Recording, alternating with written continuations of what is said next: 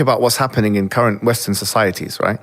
I was just looking at some statistics of divorce in the United Kingdom. It's really it's exponentially increased, like at a level which is. If you're going to be a divorce lawyer, now's the time, bro. Yeah, do you get what I'm trying to say? And so then you have the family unit. Like, I'll give you an example. We were talking about the purpose of life and happiness and contentment and satisfaction.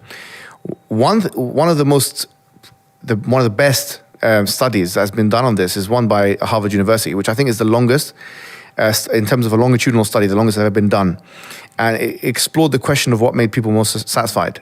And its conclusion was, I think they had 1,000 people and they tracked them from the 1950s, 1940s, I'm not sure, but up until maybe 50 years, 60 years. And they kept asking them questions every year and so on. And then there was analysis, layered analysis over the decades. And their conclusion after all these years was that the number one thing that makes a person content is human relationships. Like, your relationship to your mother, your relationship to your father, your relationship to your children, your relationship to your cousins, your friends, and so on.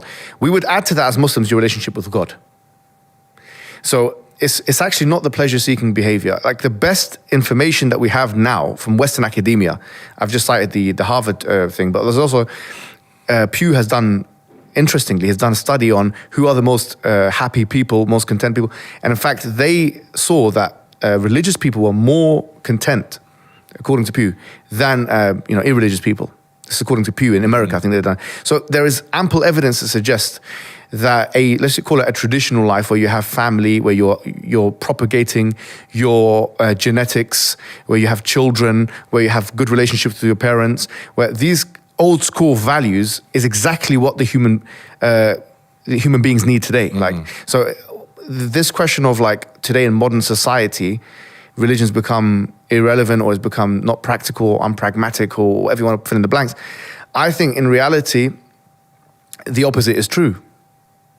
And I was speaking to one particular individual called Nicholas Wolfinger, who's a demographer in America. And I was asking him in what context, because he's written books about divorce and stuff like that. I said, in what context is, for example, our children most advantaged? And he said, of all of the models, family models that are out there today in the modern age, the best is a traditional nuclear family with religious input. And it could be he said it could be any religion. That's what he said. I can't, put in my slang wise. He said it could be any religion, but there's regular practice in that religion. Because human beings are essentially anxiety-ridden creatures.